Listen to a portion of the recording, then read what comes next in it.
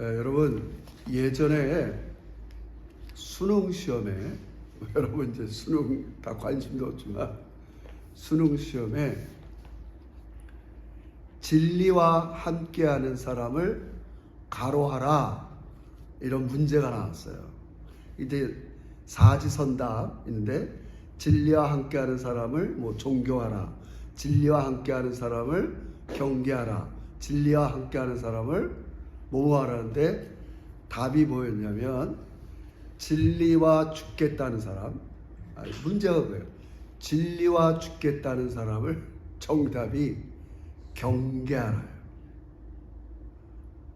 이것은 움베르토 에코라는 사람이 장미의 이름이라는 소설 속에서 너무 자기 신념, 자기 이런 사람들이 자기는 희생 안 하고 내가 갖고 있는 신념이 진리다. 그래서 다른 사람한테 희생을 강요하는 것을 조심하라는 의미에서 소설 속에 쓴 글인데 이제 고3 수능 시험에 이 사람 학생들이 얼마나 책을 읽었는가 하면서 나왔던 문제예요. 그러니까 우리 기독교인들이 입장에서 볼 땐 진리와 함께 죽겠다는 사람을 경계하라. 이게 좀 그래요. 그렇잖아요. 근데 여러분, 항상 우리 기독교는 이 진리와 사랑이 함께해요. 예수님 보세요. 예수님 왜 나는 진리라고 그래요? 내가 진리니까 나를 따르려면 너 희생해라. 이렇게 하지 않아요. 예수님이 먼저 희생을 했어요. 어떻게 희생을 해요? 우리 진리를 따를 만한 힘이 없어요. 알아요.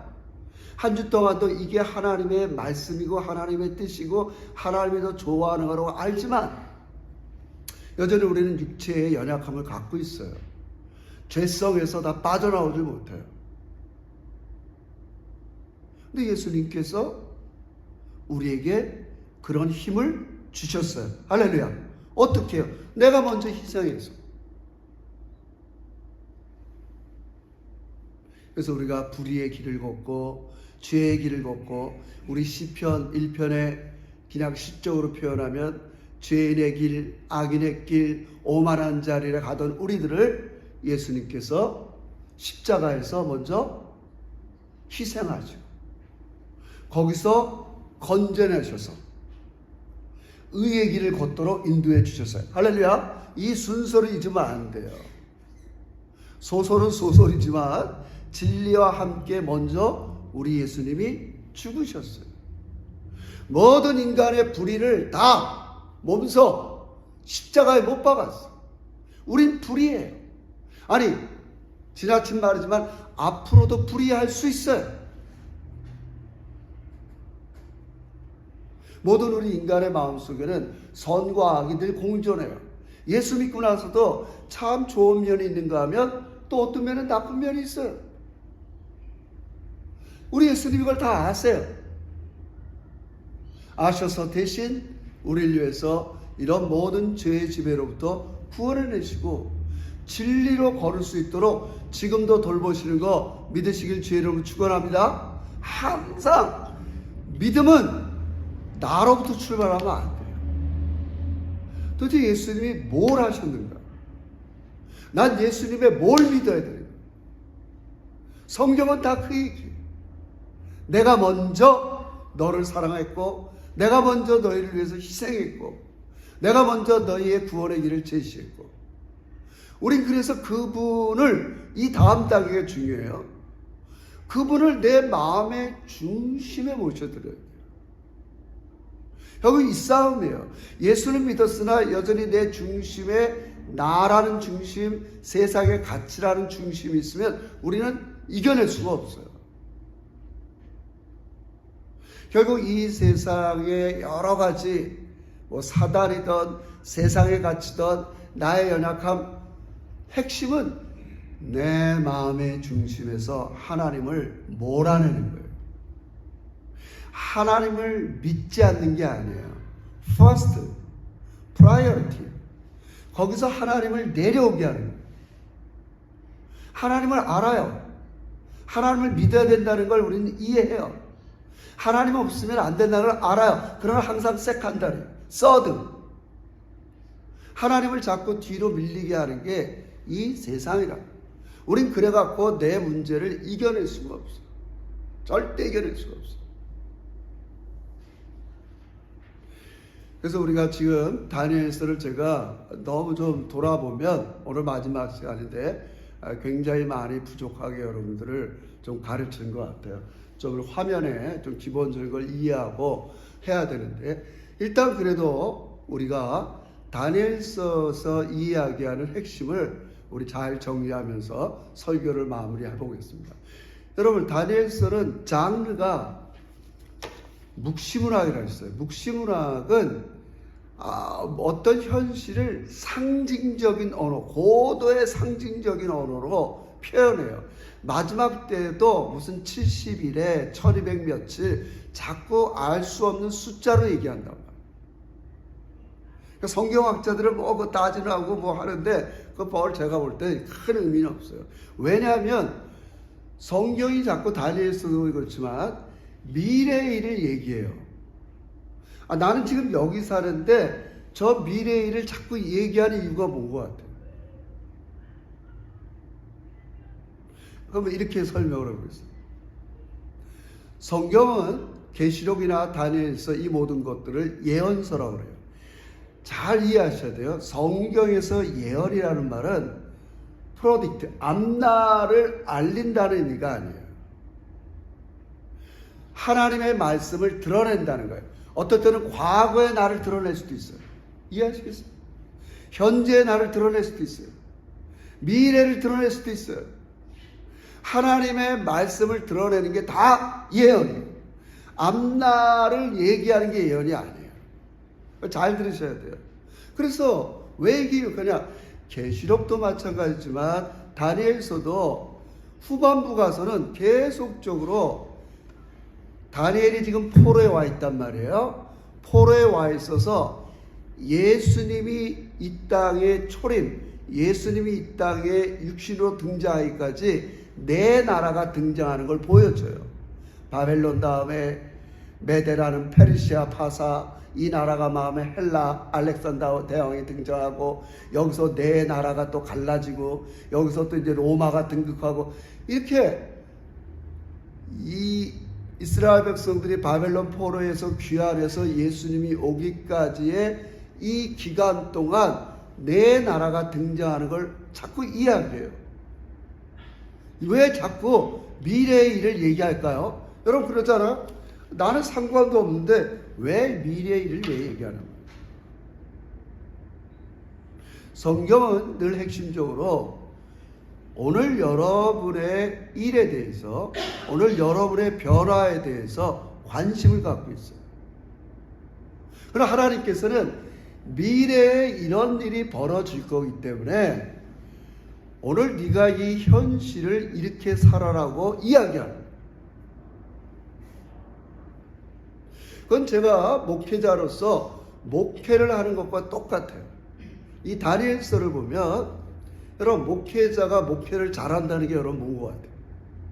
야, 우리 목사님이 능력 있어서 기도하면 막 병이 나가고, 능력 있어서 이렇게 기도하면 기도 제목이 다 이루어지고, 여러분 이런 게 목회자라는 건 말이 아니에요. 하나님께서 목회를 한다는 거, 하나님께서 성령을 주신 이유는 딱 한 가지예요. 여러분과 제가 변화되는 거예요. 할렐루야. 이걸 여러분 놓치면 이게 하나님의 뜻이에요. 나의 변화 없이 하나님께서는 모든 것들을 이루는 것을 원하지 않으세요. 그 목사가 성도들을 변화시키기 위해서 하는 일이 뭐겠어요? 죄를 지적하는 거예요. 제가 얘기했어요. 새하늘과 새 땅이 뭐라고요? 죄악이 다 빠져나가는 거예요. 나를 괴롭혔던 사단이 다 없어지는 거예요. 내가 홀리하게 되는 거예요. 내가 죄를 지은 늘 주체예요. 핑계댈 수가 없어요. 우리 옛날에 한때는 상처라는 말을 많이 썼어. 어려서부터 부모한테 상처받아서 상처 때문에 죄를 짓는다. 일견 틀린 말은 아니지만 상처가 중요하지 않아요. 결국은 내가 죄를 짓는, 좀 어려운 말이지만 윤리의 주체예요. 내가 거짓말했고 내가 속였고 내가 세상을 사랑한 거지 상처 때문에 그런 게 아니에요, 여러분. 그래서 한때 뭐 아버지 학교, 어머니 학교 얼마나 유행이는지 몰라요. 좀 부정하는 거 아니에요, 여러분. 죄의 주체가 나라는 거예요. 내가 뭐 부모한테 물려받은 상처 때문에 내가 부모한테 뭐 했더니 이래서 내가 죄 짓는 게 아니라는 것만을 여러분에게 말씀드리는 거예요. 내가 죄 짓는 거예요. 내가. 그게 물론 상처 때문에 죄를 짓던 어떻게 죄를 짓던 그럼 결국 하나님은 이렇게 목사를 통해서 교회를 통해서 뭘 하자는 거예요? 그 죄를 제거해 주길 원해요. 할렐루야. 여러분 그걸 원하지 않으세요? 내 안에 있는 모든 죄악이 빠져나가야 우리가 진짜 평화롭고 기쁘고 즐겁고 만족이 있다고요. 우리 이걸 진심으로 받아들여야 돼. 하나님의 계획도 그거예요. 그래서 다니엘서는 하나님을 계속해서 대적하는 세상 나라의 모습을 보여줘요. 노골적으로 대적하는 걸 적그리스도라고 그래요. 대적한다. 제가 지난주에 얘기했어요. 우리 국가가 노골적으로 신사참배. 너희 기독교인들 일제시대 때 하나님 대신 하나님 참배하지 말고 신사를 참배해야 된다. 전쟁에서 일본군들이 죽었던 귀신들을 신사에 모아놓고 이거 군국주의들이 하던 짓이란 말이에요. 우리 그때 일제시대 때 교인들은 그거 안 하겠다고 감옥에 가고 순교하고 그렇게 했어요. 여러분.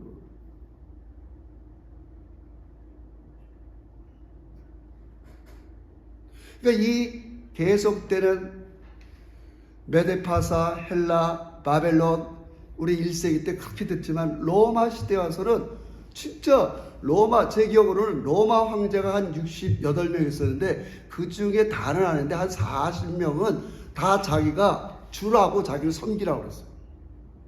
야 기독교인들아 우리 했죠. 예수는 그리스도, 예수는 주. 우린 예수님이 주님이라고 고백하는데 황제가 너 이제 예수를 주로 섬기면 안 돼.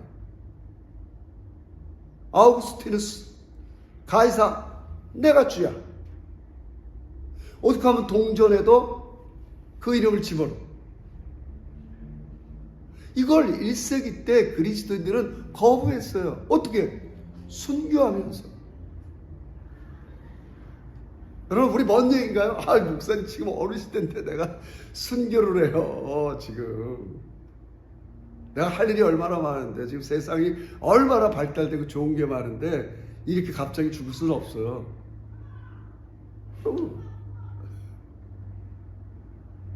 그걸 보여주는 겁니다. 세상은 여러분과 저를 대적할 거라는 거예요. 유토피아, 낙원, 너무 이런 걸 기대하지 말라는 거예요. 세상 나라가 갖고 있는 요소, 세상 나라를 자꾸 짐승으로 상징해서 비유해 줬어요. 짐승 같은 게 있다는 거예요. 폭력, 지난주 제가 보려서 전쟁. 우린 멀어요. 지난주에 있죠. 러시아에 지금 러시아와 우크라이나 때문에 젊은이들이 170만 명이 죽어가도 우리 뭐 눈 하나 깜짝 안 할 수 있어요. 그쪽 나라들 얘기야. 지금 우리 현실에서 하나님이 전체 세상을 볼 때 저쪽에서는 전쟁 때문에 수많은 청년들이 죽어가고 한쪽은 지진 때문에 죽어가고 하나님은 이런 세상을 치유하길 원하세요. 할렐루야. 뭐 다른 얘기예요, 여러분. 그걸 보여주는 거예요. 지금 너희가 이 일을 안 당한다 그래갖고 안심하고 이렇게 하면 안 된다는 거예요.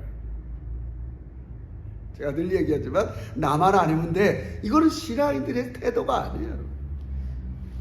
하나님은 이 세상 이런 짐승 같은 모습을 갖고 있는 세상을 치유하고 회복하길 원하신다는 거예요. 근데 너무 어려우면 우리도 거기에 굴복할 수밖에 없겠죠. 우리도 맨날 영화에 나오지만 너 일제시대 때 왜 친일파가 되느냐? 아유, 우리 독립할 줄 몰랐다. 영원히. 근데 자꾸 그래서 상징적으로 마지막 날을 자꾸 얘기하는 거예요. 마지막이 있어, 마지막이 있어. 얘들아, 마지막이 있다고. 그리고 마지막에는 상상할 수 없는 대환란이 올 거야. 그래서 한편으로 다행이다. 내가 뭐 죽을 날 얼마 안 남았는데 마지막은 아닌가 보다. 이렇게 아직도 큰 환란이 없는 거 보니까 다행인데, 뭐 하여튼 예수님도 그런 말씀 하셨으니까 제가 하는 얘기가 아니에요. 제가 읽어볼게요. 예수님이 무슨 말씀을 하냐면 큰 환란이 있다는 것을 우리 마태복음에서도 그렇게 얘기합니다. 마지막 때에 환란할 때는 그때까지 없었던 전무후무한 예수님이 이는 그때에 큰 환란이 있겠습니다. 창세로부터 지금까지 이런 환란이 없었고 후에도 없으리라. 예수님이 재림하기 전에 큰 환란이 있을 거라고 얘기해요. 제 얘기가 아니에요. 그러니까 성경은 자꾸 이런 얘기를 해요. 지금은 아니지만 성경은 환란이 있을 거라는 걸 이야기합니다. 그래서 오늘도 다니엘은 마지막에 그렇게 얘기해요. 보면 마지막 때에 어떤 일이 올 걸 똑같이 12장 1절에도 보십시오. 마무리 정리합시다. 12장 1절 다 같이 시작. 그때 내 민족을 호위하는 큰 군주 미가엘이 일어날 것이며 또 환란이 있으리니 이는 개국 이래로 그때까지 없었던 환란이며 그때에 내 백성 중에 책에 기록된 모든 자가 구원을 받을 것이라. 마지막 때에 그야말로 문자 그대로 종말이죠. 예수님이 다시 오시면 그 직전에 큰 환란이 있을 것인데, 근데 우리한테 환란이 있으니까 부들부들 떨라는 말이 아니에요. 환란 다음에 무슨 일이 있냐? 2장 2절. 그 제가 그냥 해석해 드리니까 잠깐만. 2절 시작. 땅의 티끌 가운데서 자는 자 중에서 많은 사람이 깨어나 영생을 받는 자도 있겠고 수치를 당하여서 영원히 부끄러움을 당할 자도 있을 것이며, 신약으로 얘기하면 이런 거예요. 이게 다 구약의 표현이에요. 2절 땅의 티끌 가운데 자는 자 중 죽은 자들을 이렇게 표현하는 거예요. 너는 흙이니 흙으로 돌아갈 것이라 이런 표현 쓰잖아요. 그것처럼 땅의 티끌, 우리 죽으면 어디 가요? 다 무덤에 뭐 화장터에 티끌로 돌아가요. 죽은 자를 이렇게 얘기해요. 그러나 마지막 때 죽은 자들 가운데 영생을 얻을 자도 있고 그 밑에는 뭐예요? 영원히 부끄러움을 당할 자도 있을 거야. 지옥불에서. 예수님께서 산 자 죽은 자를 심판하셔서 예수 그리스도의 십자가 사건과 부활과 예수를 주로 섬겼던 사람들은 깨어나 영생을 누릴 것이요, 반대로 아무리 예수를 믿으라 그래도 이 핑계 저 핑계 바쁩니다, 마음에 들어오지 않습니다, 혼란한 마음으로 살았던 많은 사람들은 영원히 부끄러움을 당하리라. 근데 마지막을 얘기해줘요. 그러면서 right now, 앞으로 너희 마지막에 이런 일이 있을 텐데 다니엘아, 그럼 너는 어떻게 살아야 되느냐? 3절 같이 읽어봅시다. 시작.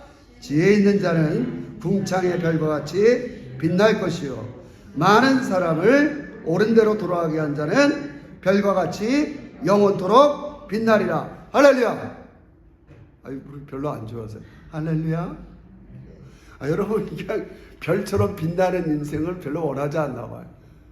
목사님, 저는 그냥 예수 믿고 영생하는 걸로 좋게요. 무슨 별처럼 빛나요. 저는 별로 그런 거 원하잖아요. 별이 되든 똥이 되든 상관없어요. 이러면 안 돼요.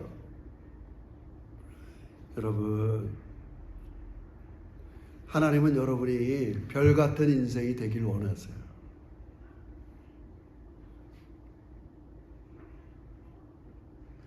단순히 내가 영생을 구원받는 그런 사람으로 멈추는 게 아니라 하늘의 별과 같이 빛나는 사람, 지혜로운 사람으로 사는 게 하나님의 계획이에요. 할렐루야. 이걸 받아들여야 돼요. 하나님의 뜻을 받아들여야 돼요. 내가 별처럼 빛나는 인생을 꿈꾸고 살 것이야. 아니, 그건 하늘에서도 그렇지만 지금도 사람들은 세상의 가치로 저게 별이야 스타야 하지만 하나님은 많은 사람들을 옳은 대로 돌아오게 한 사람들. 아유, 하나님, 지금 나 혼자 지금 주일 성수하는 것도 얼마나 힘든데 다른 사람을 제가 돌아오게 하다니요. 이거 전부 다 무당하신 말씀입니다. 요즘 한 사람 전도하는 게 얼마나 어려운지 아세요, 목사님? 저도 알지요. 수없이 3, 4년 계속 김밥도 싸가고 커피도 싸가고 계속 방문하고 놓고 해도 쉽지 않은 거 알아요. 그러나 계속 그렇게 살아내기를 주의 이름으로 축원합니다. 하라는 거예요. 안 된다고 가만히 있는 게 아니라 계속 추라야 하는, 그게 빛나는 삶인 걸 믿으시길 주의 이름으로 축원합니다. 아무것도 안 하는 게 빛나는 삶이 아니에요. 여러분, 아무것도 안 하고 있으면 뭐가 돼요? 우리 일상에서 먼지가 돼요. 먼지. 제 방에 이렇게 옷방 어두운 데 가보면 먼지가 얼마나, 왜요? 한 번도 안 해요. 여러분 입은 옷에 먼지가 쌓여요? 입은 옷들은 먼지가 안 쌓여요. 안 입은 옷들은 보면 먼지들이 얼마나 쌓이는지 몰라요. 내가 계속대로 나는 정말 한 영혼들이 이제 예수님 오시면 어떤 사람은 영원히 부끄러움을 나오고 지옥불에 갈 텐데 나는 이런 거 너무 힘들어. 내 주변에 있는 사람 한 사람이라도 옳은 대로 돌아오게 할래. 계속 그런 삶을 살아가는 사람이 별이처럼 되는 걸 믿으시길 주의 이름으로 축원합니다. 축원합니다. 그래서 다니엘서에는 이 싸움이에요. 세상은 계속적으로 때로는 환난을 주고 유혹을 주고 여러분들에게 어려움을 줄 거예요. 근데 하나님께서는 그 환난과 어려움이 있지만 하나님이 여러분의 삶의 주인이 되어 주시겠다고 약속하세요. 그래서 우리가 십자가의 교류 외경이란 거예요. 제가 늘 강조하지만 많은 그리스도인들이 예수님의 십자가 사건을 믿어요. 이 십자가는 고난이에요. 근데 여러분의 그걸 고난을 합시다. 지금 여러분의 어떤 문제가 있어요. 고난이 있어요. 이 문제 속에 예수 그리스도가 부활의 능력으로 여러분을 다스리기를 원하세요. 할렐루야. 부활을 맛보길 원한다고요.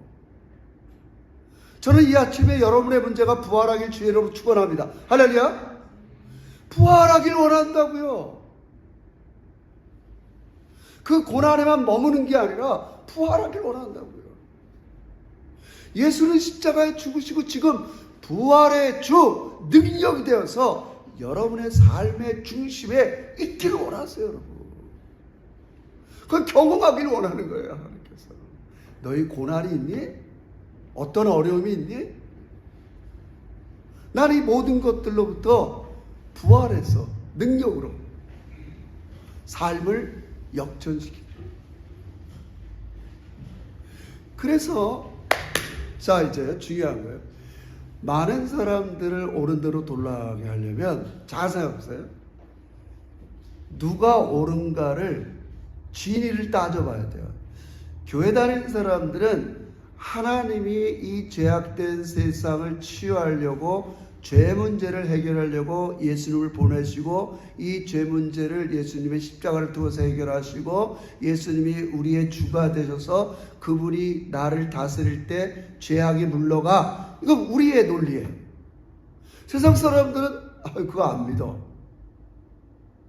난 나름대로 이 국가 질서, 사회 시스템, 문화, 내 논리 방식으로 살아갈 거야. 누가 더 옳은가, 이 진위가 중요하단 말이에요. 이 싸움에 우리 이런 걸 증인이라고 해요.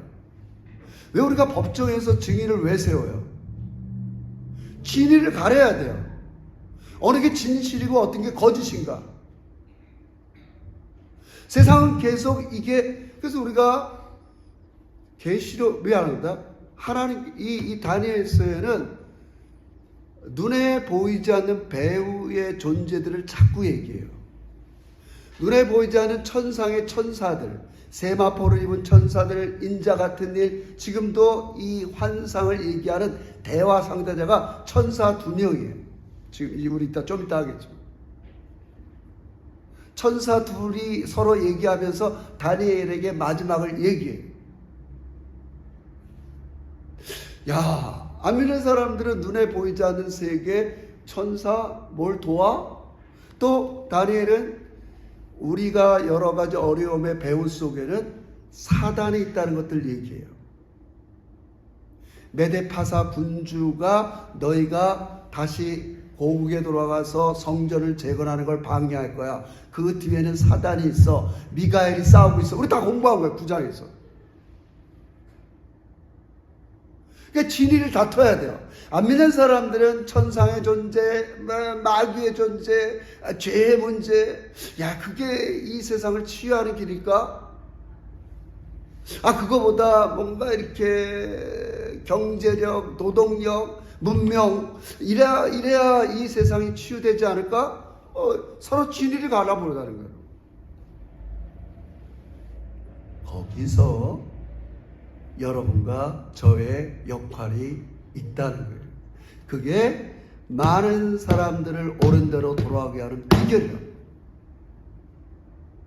내가 네 삶을 보니까 네가 더 옳은 것 같아. 제 표현으로라면 하나님 없이 이 세상을 살아가고 설명하는 이 사람들보다 너는 하나님이 있다고 해서 주일날 교회도 가고 기도도 하고 뭐도 하고 이게 네 삶이 더 옳아. 나 이쪽 편으로 쓸 거야. 할렐루야. 지금 그 싸움 하자는 거야. 그 싸움.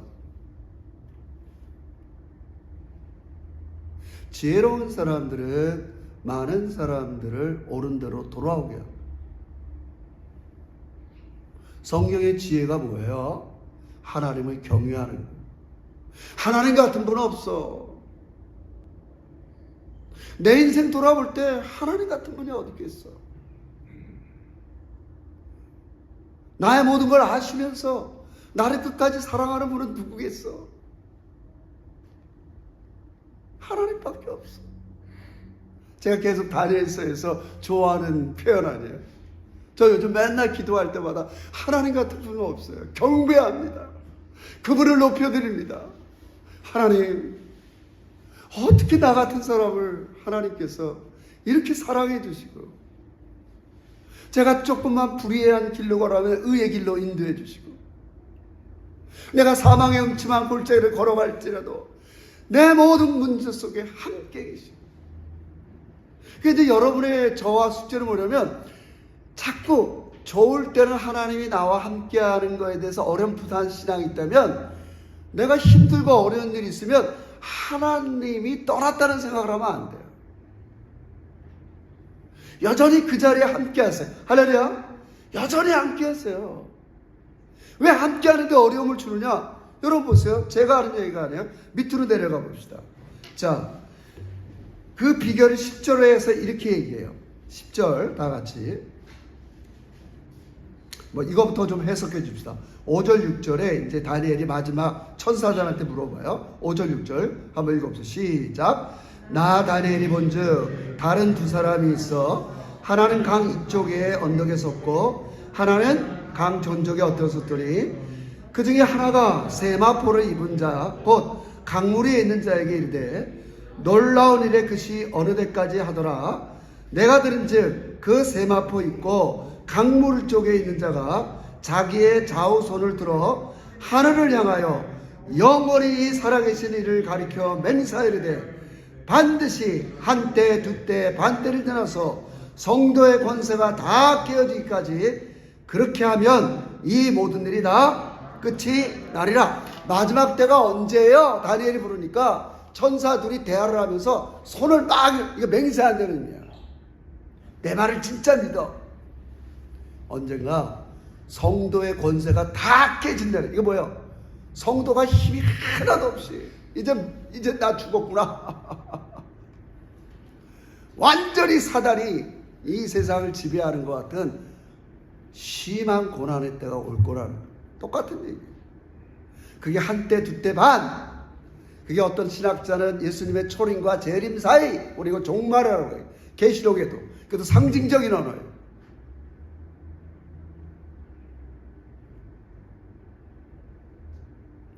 이렇게 반드시 어려움이 오지만 어떻게 살아야 되느니까 거기 보세요. 아까 왜 우리 예수님은 하나님은 고난과 어려움 속에 계속 계시면서 뭐라고 계시냐? 10절 오늘의 키센터 메시지입니다. 시작. 많은 사람이 연단을 받아 스스로 정결하게 되며 희게 할 것이라. 먼저 많은 사람들은 연단을 받아 스스로 정결하게 되는 거예요. 제가 얘기했죠. 아버지께서 마지막 꿈꾸는 게 뭐예요? 죄가 없어지는 세상이에요. 여러분과 제 안에 있는 모든 죄악을 십자가와 부활로 제거하셨지만 여전히 내 속에 있는 죄성을 돌이켜서 스스로 정결케 하는 거 믿으시길 주의 이름으로 축원합니다. 하나님 전 절 반대해요. 저도 한때 그렇게 됐어요. 저한테 제가 원하는 거 다 해주면요, 저 하나님 잘 믿을 수 있어요. 안 돼요. 인간은 스스로 높아집니다. 교만합니다. 남을 무시합니다. 너희는 왜 그렇게밖에 못해? 난 안 그러는데. 제가 지난날 걸어온 길이에요. 하나님이 너무나 복을 많이 줬어요. 인간은 스스로 높아지는 연약한 종들입니다. 하나님은 우리를 너무나 사랑하세요. 연단을 주십니다. 연단을 주십니다. 그러나 그 연단 속에 하나님 함께 있는 거 경험하길 주의로 축원합니다. 그걸 경험하라는 거예요. 십자가 속에 부활이 있다는 걸 경험하듯이 경험해보는 거예요. 하나님을 마음의 주로 삼았더니 지금 내가 갖고 있는 문제가 아무것도 아니야. 경험하시길 주의로 축원합니다. 이건 문제가 안 돼. 이건 문제가 안 돼. 왜요? 예수님이 증명해내셨잖아요. 십자가의 처참한 고난을 받았지만 3일 만에 능력으로, 성령의 능력으로 부활하셨잖아요. 죄와 사망과 죽음의 세력을 이기셨잖아요. 이기시는 거예요. 자꾸 정리합니다. 그럼 믿음이 뭐예요? 나를 믿는 게 아니에요. 제가 제일 안타까운 게 뭐냐? 저 자신은 마찬가지지만 힘들고 어려울 때 대부분의 사람은 자기의 능력을 맥시마마이즈 하려고 해요. 그냥 팍 어디. 여러분, 성경에서 믿음 그런 건 여러분을 믿으라는 게 아니에요. 여러분, 이 아침 다시 한번 전능하시고 여러분을 사랑하시는 하나님을 신뢰하시길 주의 이름으로 축원합니다. 하나님을 믿으라고요. 그 하나님을 내 문제의 중심에 놓여드리기를 주의 이름으로 축원합니다. 할렐루야. 그 하나님을 내 문제의 중심에 모셔드리라고요. 여러분, 안티오쿠스 에피파네스가 하던 일이 뭐예요? 성전에 있는 제단을 다 물리치고 거기에 제우스 신을 놓는단 말이에요. 그게 무슨 뜻이에요? 제가 볼 때는 성도들의 마음속에 중심을 다 뺏는 거예요. 여러분, 우리 마음속에 하나님의 계획, 하나님의 뜻, 하나님께서 마지막 날에 나를 어떻게 하고 영생을 주고 하늘의 별과 같이 빛나는 인생으로 살고 하시고 그런데 우리는 자꾸 사단이 넌 이 세상에서 빛나야 돼, 이 세상에서 고난받으면 안 돼. 여러분, 사단이 하는 일이 뭐예요? 한 가지만 얘기하면 거짓이에요. 거짓. 자꾸 거짓말해요.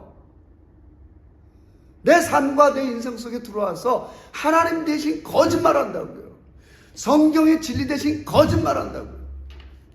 에이, 너 성경대로 살지 않아도 예수만 믿으면 마지막 날아 영생을 얻어. 여러분, 오죽하면 지금 여러분 잘 몰라서 그래요. 시드니의 교회도 마찬가지고 서울에 있는 교회들도 마찬가지고 어떤 논란이 있냐. 한때는 하나는 은혜 절대주의. 여러분들이 어떻게 살아도 여러분은 구원받습니다. 오직 하면 JYP 박진영도 유튜브에서 내가 봤더니 맨 이런 복음만 얘기해요. 여러분이 어떻게 살아도 하나님 신실하세요. 한 번 약속한 건 어기지 않으세요. 한 번 구원은 영원한 구원이에요. 성경이 없는 걸 얘기하잖아요. 맞아요. JYP도 그렇게 얘기해요. 어떤 목사님도 그렇게 얘기해요. 그러나 한편으로는 어떤 얘기를 해요? 반드시 복음을 믿는 사람들은 하나님 말씀대로 살아야 된다. 행위를 요구해요. 그래서 어떤 목사님은 행위를 막 강조해요. 어떤 목사님은 은혜의 절대성만 강조해요. 여러분 지금 이게 얼마나 여러분은 그냥 그렇게 취사 선택하지만 작은 제가 신학 또 목사 입장에서는 굉장히 지금 시드니 땅이 혼란해 있어요. 그럼 성경은 우리 이런 거를 토타 스크립처라고 해요. 성경 전체가 이야기하는 걸 받아들여야 돼요. 내가 원하는 복음의 한쪽을 받아들이는 게 아니라 하나님은 여러분을 끝까지 사랑하십니다. 할렐루야. 그러나 그 하나님은 여러분이 이런 인내를 통해서 지혜로우면서 자기를 성결하게 하기를 원하세요. 할렐루야. 우리 어느 한쪽을 취사선택할 수가 없어요. 우리가 이 세상의 죄악으로부터 깨끗해지기를 원하세요. 정결한 신부가 되기를 원하세요. 거룩한 사람이 되기를 원하세요. 그래서 어떤 방법을 써요? 환난이 필연적이다. 연단을 통해서 자기를 돌이키는. 하나님 떠나지 않으세요. 여러분이 어떤 암병이 있든지 여러분이 아무리 어려운 일이 있든지 하나님은 그 자리에 계세요. 그러면서 진짜 하나님이 주라는 걸 드러내기를 원하세요. 그러니까 다니엘은 그 싸움에 보세요. 제가 다니엘서랑 구약 신약이랑 연결시켰더니 얼마나 놀라운 말씀들인지 몰라요. 우리 다니엘서 3장인가요? 너 신상을 세워놓고 여기 절해야 돼. 절하지 않으면 풀문 불에 다 태워버릴 거야. 이렇게 얘기해요. 근데 예수님은 반대로 얘기해요. 마태복음 24장에 가면 내 복음을 믿지 않고 내 메시지를 믿지 않는 사람은 지옥의 풀문불에 빠질 거야. 이 진리를 가리는 게 여러분과 저의 역할이라는 거야. 할렐루야. 한쪽은 그렇게 얘기해요. 넌 나를 주로 섬기지 않으면 풀문불에 빠뜨릴 거야. 예수님은 마태복음 24장에서 내 메시지, 내 복음을 받아들이지 않고 대적하면 도리어 너희가 풀문불에 빠질 거야. 우린 여기서 누가 진짜 옳은 우리를 위하는 분인가, 이 진리를 가리는 사람이에요. 어떻게 가릴까요? 여러분이 환난과 어려움이 올 때도 하나님을 마음에 주로 삼고 죄로부터 돌이키고 하나님만 의지하시기를 주의 이름으로 축원합니다. 할렐루야. 그게 선교예요. 안 믿는 사람들은 힘들고 어려운 일이 있으면 좌절하고 낙망하고 우울해지고 심지어 자살도 하고 낙심하지만, 내가 믿는 하나님은 나를 모든 공교에서 건져내신 분이야. 이 지금 시험과 무게는 아무것도 아니야. 하나님이 이걸 통해서 나를 진짜 그리스도로 만들려고 하는 거야. 진짜 하나님만 의지하게 만드는 거야. 하나님만 신뢰하고 사랑하는 진리의 사람으로 나를 만들어가는 거야.